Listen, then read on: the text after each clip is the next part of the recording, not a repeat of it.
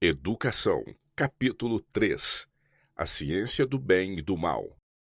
E como eles se não importaram de ter conhecimento de Deus, o seu coração insensato se obscureceu. Posto que fossem criados inocentes e santos, nossos primeiros pais não foram colocados fora da possibilidade de fazer o mal. Deus poderia tê-los criado sem a faculdade de transgredir suas ordens, mas em tal caso não poderia haver desenvolvimento de caráter. Serviriam a Deus não voluntariamente, mas constrangidos. Portanto, ele lhes deu o poder da escolha, a saber, o poder de prestar ou não obediência. E antes que pudessem receber em sua plenitude as bênçãos que ele lhes desejava transmitir, seu amor e fidelidade deveriam ser provados. No jardim do Éden estava a árvore da ciência do bem e do mal. E ordenou o Senhor Deus ao homem, dizendo: De toda a árvore do jardim comerás livremente, mas da árvore da ciência do bem e do mal, dela não comerás. Era a vontade de Deus que Adão e Eva não conhecessem o mal. A ciência do bem lhes havia sido dada livremente, mas o conhecimento do mal, o pecado e seus resultados, o trabalho fatigante, os cuidados, as decepções e a aflição, a dor e a morte, foi-lhes amorosamente vedado. Enquanto Deus procurava o bem do homem, Satanás procurava a sua ruína. Quando Eva, desatendendo ao aviso do Senhor relativo à árvore proibida, se arriscou a aproximar-se dela, entrou em contato com seu adversário. Tendo-se despertado seu interesse e curiosidade, Satanás prosseguiu negando a palavra de Deus e insinuando a desconfiança em sua sabedoria e bondade. A declaração da mulher relativa à árvore da ciência, disse Deus: Não comereis dele, nem nele tocareis, para que não morrais, replicou o tentador: Certamente não morrereis, porque Deus sabe que no dia em que dele comerdes se abrirão os vossos olhos, e sereis como Deus, sabendo o bem e o mal. Satanás queria fazer parecer como se este conhecimento do bem, de mistura com o mal, fosse uma bênção, e que, proibindo-lhes tomar do fruto da árvore, Deus os estivesse privando de um grande benefício. Ele insistia em que fora por causa de suas maravilhosas propriedades para comunicar sabedoria e poder que Deus lhes havia proibido prová-lo, que ele estava assim procurando impedi-los de atingir um desenvolvimento mais nobre e encontrar maior felicidade. Declarou que ele mesmo havia comido do fruto proibido e, como resultado, adquirira o poder da fala, e que se dele comessem também, alcançariam uma esfera de existência mais elevada e entrariam em um campo mais vasto de conhecimentos. Conquanto declarasse Satanás ter recebido grande benefício, comendo da árvore proibida, não deixou transparecer que pela transgressão tinha sido ele expulso do céu. Ali se encontrava a falsidade, tão oculta sob a capa da verdade aparente, que Eva, absorta, lisonjeada e iludida, não percebeu o engano. Cobiçou o que Deus havia proibido, desconfiou de sua sabedoria, repeliu a fé, a chave do saber. Quando Eva viu que aquela árvore era boa para se comer e agradável aos olhos, e árvore desejável para dar entendimento, tomou do seu fruto e comeu. Era agradável ao paladar e, enquanto comia, pareceu-lhe sentir um poder vivificador, e imaginou-se entrando em uma superior condição de existência. Havendo já transgredido, tornou-se tentadora a seu marido, e ele comeu.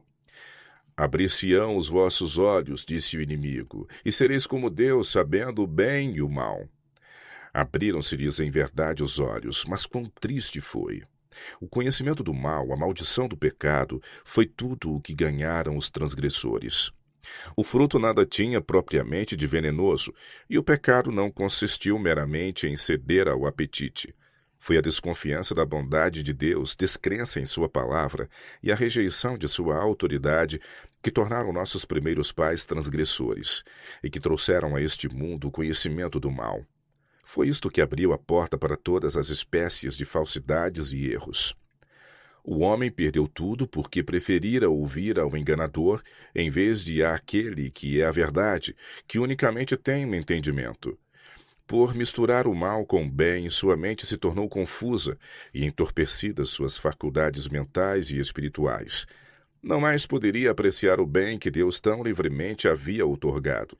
Adão e Eva tinham escolhido a ciência do mal, e se em algum tempo recuperassem o lugar que haviam perdido, deveriam fazê-lo sob as condições desfavoráveis que sobre si tinham acarretado.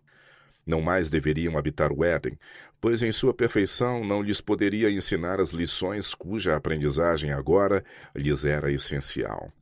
Com indizível tristeza despediram-se daquele belo ambiente e saíram para habitar na terra onde repousava a maldição do pecado.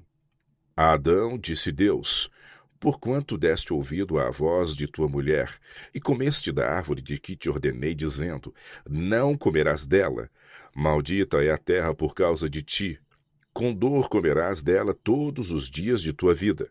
Espinhos e cardos também te produzirá, e comerás a erva do campo.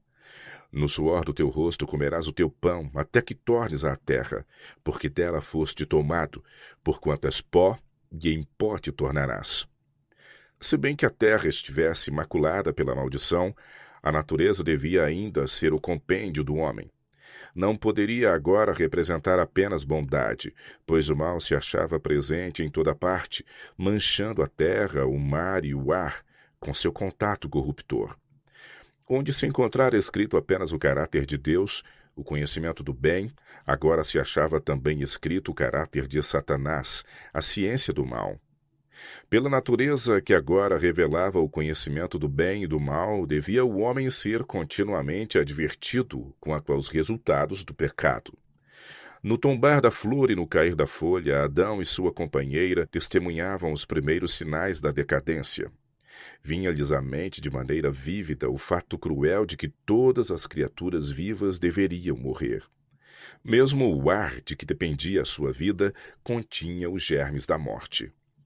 Continuamente se lembravam também de seu domínio perdido. Entre os seres inferiores, Adão se achara como rei, e enquanto permaneceu fiel a Deus, toda a natureza reconheceu o seu governo. Mas, transgredindo ele, foi despojado deste domínio. O espírito de rebelião a que ele próprio havia dado entrada estendeu-se por toda a criação animal. Destarte não somente a vida do homem, mas a natureza dos animais, as árvores da floresta, a relva do campo, o próprio ar que ele respirava, tudo apresentava a triste lição da ciência do mal. Entretanto, o homem não ficou abandonado aos resultados do mal que havia escolhido. Na sentença pronunciada sobre Satanás, era já sugerida uma redenção. Porém, inimizade entre ti e a mulher, disse Deus, e entre a tua semente e a sua semente. Esta te ferirá a cabeça, e tu lhe ferirás o calcanhar. Esta sentença proferida aos ouvidos de nossos primeiros pais era-lhes uma promessa. Antes de ouvirem acerca dos espinhos e cardos, de trabalhos e tristezas que deveriam ser o seu quinhão, ou do pó a que deveriam voltar, ouviram palavras que não poderiam deixar de lhes dar esperança. Tudo o que se havia perdido, rendendo-se a Satanás, poderia ser recuperado por meio de Cristo. O mesmo nos é sugerido também pela natureza. Apesar de maculada pelo pecado, ela fala não somente da criação, mas também da redenção. Posto que a terra testifique da maldição, com sinais evidentes de decadência, é ainda rica e bela nos indícios de um poder que confere vida. As árvores lançam suas folhas apenas para se vestirem de folhagem mais vicejante.